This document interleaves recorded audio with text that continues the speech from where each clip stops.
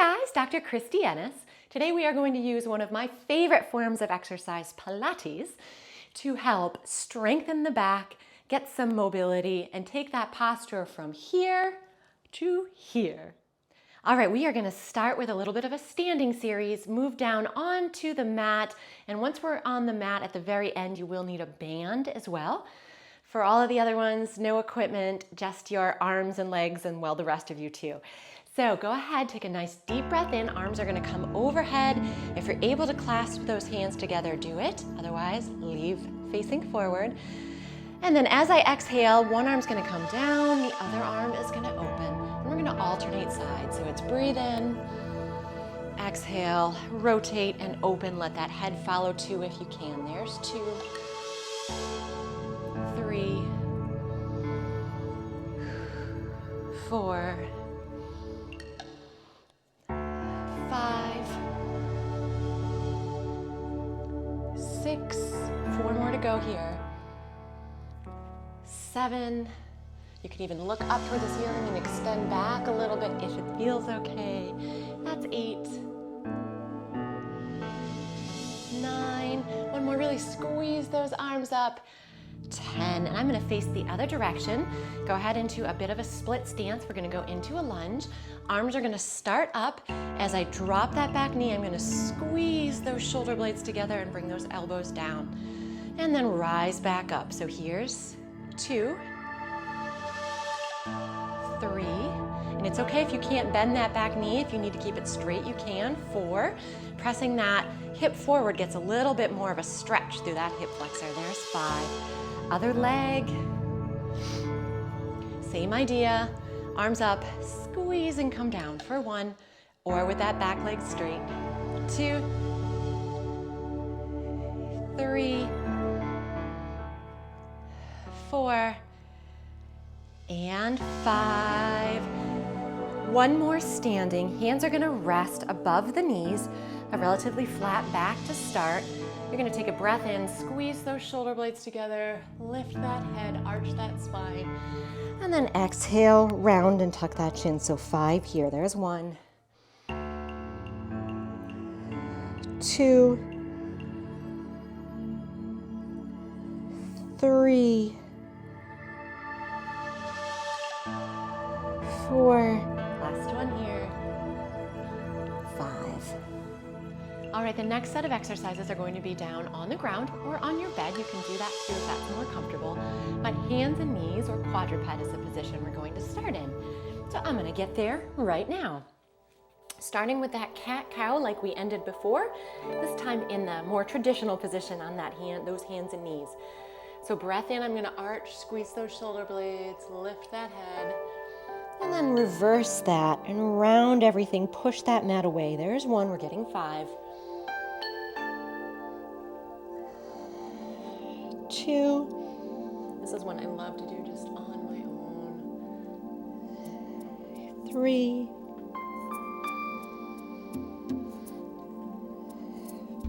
4, working all of the muscles around the shoulder blade here. And obviously that's fine too. And that's 5. We're going to push back into a child's pose. So try to bring that butt towards those heels, press those palms down into the mat. Come back up, and we're going to add a little scapular push-up. So again, you're just going to kind of press that mat away to work those serratus muscles. Pause, let it go, and drop back into that child's pose. So there's 1, 2, 3. So I'm rounding my shoulder blades kind of around that rib cage. 4. And 1 more, 5, good.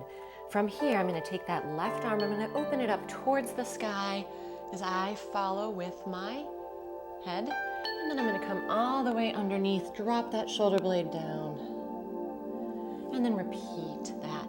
So again, we're talking about mobility here, not static stretching, because most likely we've just been kind of not moving before we jump right into these. It's getting a little blood flow going too. There's 3, 2 more on this side. 4, let your head follow as much as you can.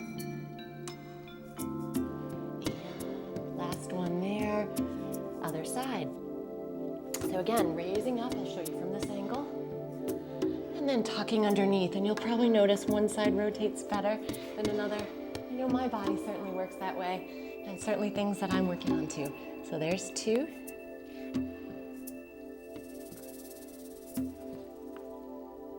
3. Oh, I heard a little pop there. 4, yay, my spine needed that. And 5, and then one more. We're actually going all the way down to our bellies. So you can either slide your legs out or slide your arms forward. A little tricep work there to get down. Hands can come wherever they're actually comfortable. For me, it's not super forward, not right at my chest, but a little bit in between. You can play around with that. Squeeze those shoulder blades back, press those thighs into the mat, squeeze those glutes, and then you're gonna add that little partial cobra press up and down for 5. Think about tucking that shin back too at the same time, really working all of that back body here with this one. 3, so I'm not pushing too much with my arms either, a little tiny bit. 4, my body doesn't bend as well this way certainly. And 5. Okay, our next exercises are lying on the back. Again, you can do these in bed if it's more comfortable, but bring those feet about hip width apart. You're gonna gently press your hands and arms down into the mat to actually activate those lats, and then squeeze those glute muscles, and we're gonna lift that butt up. So press down, lift, keeping a flat back relatively.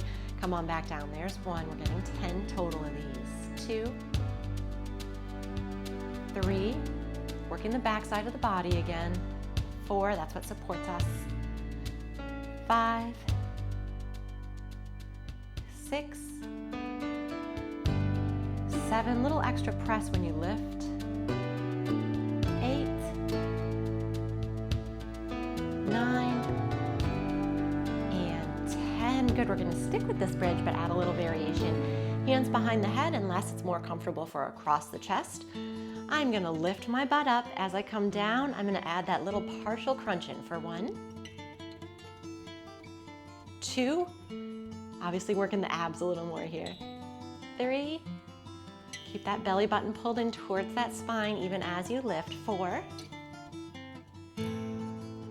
5, don't pull the neck either. 6,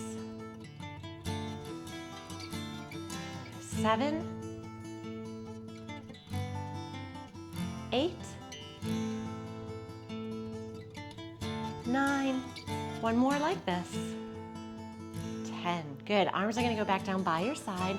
You're gonna cross one ankle over that thigh. Try to open up that knee as much as you can to really stretch this area out. And then we're going back into that little single length bridge this time. So there's 1, 2, 3, 10 on each side if you've got it in you.